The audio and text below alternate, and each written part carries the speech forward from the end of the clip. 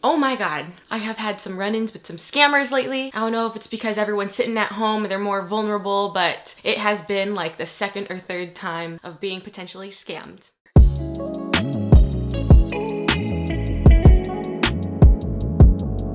What's up you guys, it's your girl Rachel, and today I'm going to be doing a small story time of something that happened literally 3 hours ago. So it's still fresh in my mind. I'm shocked, I'm confused, but I'm glad that we caught it in time so we didn't lose over $1,000 worth of products. Anyway, a little bit of backstory. My dad has been finding a hobby during quarantine, and his favorite thing to do right now is flying drones. He bought this drone off of Facebook. It was slightly used and half the price, and he's been flying it around about every other day. And then a week later there was a brand new model on sale for about 20-30% off, and he's like, you know what? Might as well buy the brand new one and then I'll sell this old one to make my money back. He posted it on Facebook, and I'm pretty familiar with Facebook Marketplace. Like, I've sold at least 10 items on Facebook, and yeah, there hasn't been any problems with that so far. But there was a guy that messaged him on Facebook. He even gave his phone number, his email, provided all the information, and so I'm like, wow, he's really cooperative, and it's really nice to have a buyer that will like willingly talk to you, reply really fast, and just give you all the information that you need in order to make the transaction. And earlier today, I was busy doing my own thing. I had my own work to do. So while my dad was doing this entire transaction, he was just asking me to help him package everything. So he's like, oh, Rachel, I sold it. Can you help me put everything in a box? I was like, okay, sure. I grab everything. I start packing it in a box. It was like 10 pounds for the whole package. It had batteries. It had extra propellers for the drone. Like it was the whole package. And we were trying to sell it for $900 for everything, which is a pretty good deal because retail wise, it would be about $1,500 or more. I was very quick to look at every single interaction that he had with a buyer, but I also told my dad like the steps that I do when I sell something on eBay or I sell something on Facebook, that I like to take pictures of everything, especially if I'm gonna ship it to another state. I like taking a picture when I'm at the post office. I like taking a picture of the receipt, and he followed my advice. We took a picture of everything, and all of a sudden the guy says, can I pay for overnight shipping? And I was like, is he willing to pay for overnight shipping? And so then the guy sends us over $1,000 through PayPal and says, okay, I paid for overnight shipping. Let me know when you ship the product. And this guy texts us that he needs verification of the shipping receipt. And I was like, okay, makes sense. Like, sometimes people ask for that and I end up sending it to them. That makes complete sense. My dad got the email. He quickly showed me the email. I'm like, cool, cool, cool, cool. We got the payment. Let's go to FedEx. Let's get this all done. We're gonna go grocery shopping. We're gonna go to the post office. We're gonna get all the errands done. I'm gonna go back home and shelter ourselves. Yeah. So then I end up driving him to FedEx. So I take the box, I put it on the scale, and I start talking to the lady. Like, I know we're all wearing masks, we're supposed to be distant and stuff like that, but I just wanted to at least have a casual conversation. So she asks all the basic questions, and I didn't really think much of it. She asked me, is there anything fragile? I was like, yeah, it's technology, so I would be fragile with it, I guess. And she's like, okay, where do you want it addressed to? And I'm like, to Texas. I don't recognize the address, but we looked it up.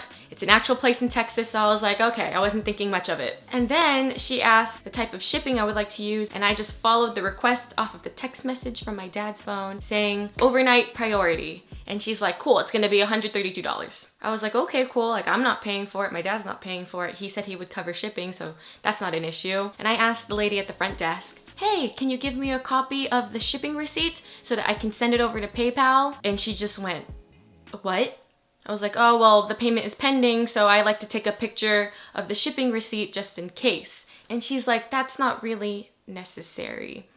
Did you get paid before you're shipping this out? I mean, yeah, my dad got an email that I got paid, so we're just waiting for verification. Like, it's $1,000. I've never gotten paid over $1,000 from PayPal. The most I've gotten paid was $60. So I'm assuming if it's a big purchase, they want to take extra steps and extra precaution. Boy, was I wrong. So then she asked me to pull up my dad's PayPal account and see if we actually got the $1,000. And we pull it up and we go to all money transactions, and the very last transaction was in March. And right now is the end of April. So I was like, I don't see $1,000, but it must be pending. And she said, well, PayPal doesn't work like that. It will show pending $1,000 on the account if it actually sent. Can I see the email? And I was like, yeah, like I feel like this girl is trying to save my own ass. So show your PayPal, show your email. I want to make sure if this is legit. I just went like, I believe you. I want you to double check this. And I don't think I'm in the right mindset to figure out if this is fraud or not, because I have only had a banana for breakfast and it's now 2 p.m. I was a little bit dizzy, a little bit dazed. So then she looks at the account and she's like, oh, that's interesting. PayPal emails don't look like this. And I was like, oh, okay. And she's like, I would recommend texting the guy and saying that you're not going to ship the product until it actually shows on your PayPal account. And I was like, shoot, okay. No one's here. There's a pandemic going on. There's only 2 other people in this building and no one in line. So I'm gonna take my sweet ass time and double check if we have the money in the account. Lo and behold, there's nothing. Right? And so she's like, he asked for overnight shipping. And I was like, yeah, I thought it was a little weird to pay over $100 for overnight shipping. And she's like, typically when I see fraudulent buyers, they like doing overnight shipping so that it's harder for you to retrieve the package once you find out that you've been scammed. And it's harder to track because it'll get to them instantly and then you can't contact them afterwards. And everything just clicked and made sense to me. I was like, this dude thinks he could scam us? My jaw dropped in the middle of the FedEx office. Ooh, we dodged a bullet there. Let's go double check everything because I don't think this is a real transaction. I was like, damn, I almost got swindled by this guy. I almost fell for it. My dad almost fell for it. And this lovely lady at the front desk of FedEx is just spitting out truth right now. So I end up texting the guy and then I texted this. Before I ship, the payment doesn't show as pending on my PayPal account. So I'm gonna wait for it. And then he says, I need the package shipped ASAP. The money is out of my account now. The grammar is just like, I feel like it's a Nigerian prince trying to reach out to me for money to save his kingdom. Like, the grammar is just astounding. My dad takes over. He's like, let me take care of this. I know what's going on now. I can't believe we almost got tricked, but I want to play his game. So he goes, sorry, no payment, no shipping. I called PayPal. The guy replies, the money is out of my account, pending to you.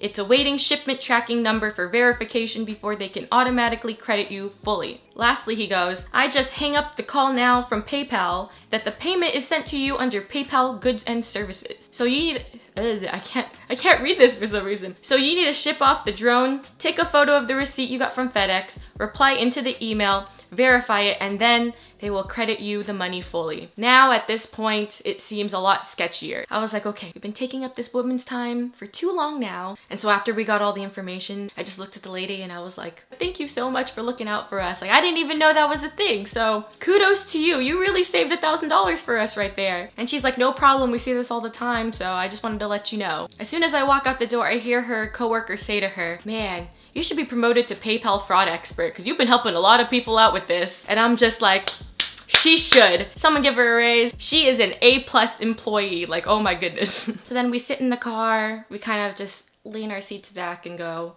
damn, we almost got scammed. We almost got scammed. I can't believe we didn't catch that. What the heck? And for one last verification, I wanted to do a little test to make sure if this was really a fraud email. And so I ended up logging into my own PayPal account and I graciously sent $5 whole from my account to my dad's account. It immediately showed in his PayPal transactions that he got $5. And I wanted to compare the 2 emails between what the guy sent us and what I sent him. I know there's some discrepancies over there, but it almost looks the same and you could definitely get tricked if you don't compare 2 things side by side. I wouldn't have noticed the difference. I guess there were other things I could do too. I could definitely call PayPal and then ask them if there was actually a transaction, but we did the long way. But PayPal took a transaction fee and he only got $4.55. I just lost 45 cents out of that transaction. That could have been 2 Tootsie Rolls, but it's cool. It was an experiment and it was for science. And as I was looking at them closely side by side, I realized the name of the email was services@paypal.com, but the actual email was different. And I'm like, how did I not catch this? That's my fault. I should have been more cautious, but I really didn't think this would happen on a random Thursday. I didn't really think I had to look into it that much until someone pointed it out. But then the weird thing is, once you got the email and you look really closely, the email is CC'd to my dad's email. Why would PayPal send an email and then CC the same email twice? That just doesn't make any sense. Businesses don't CC emails. But the best part is that we decided to go grocery shopping for a quick 20 minutes. And as I was getting all the vegetables and fruits, he sends another text. I'm gonna put it on the screen for about 5 seconds. Let me know if you can see a discrepancy in the screenshot. This shit was photoshopped. I swear to God, it is so obvious the guy didn't even try. But the payment sent is clearly Times New Roman. And then you scroll to the right a little bit more and it says pending in another font. So this screenshot has 3 different fonts. and then you go all the way to the $1,000 that he allegedly sent, and the number is bigger than the other transaction numbers. As everything kept unraveling, I was like, this is pretty funny. It wouldn't have been funny if we actually sent the drone over to Texas and we never got it again, but we still have the drone, and now we're just playing his little game. I am both surprised and disappointed that I couldn't point out the fraud earlier. As much as I'd like to say that I don't get swindled by a lot of scams, it can happen to the best of us. I ate one thing for breakfast, I only had 4 hours of sleep, and I was not in the right thinking mindset to see if I was being scammed or not. Honestly, I didn't catch it until someone else pointed it out, so FedEx employee, if you're watching this, thank you. And I know if I tell the story, people might say, oh, well, you should have looked into this, you should have been more careful, you should have done this.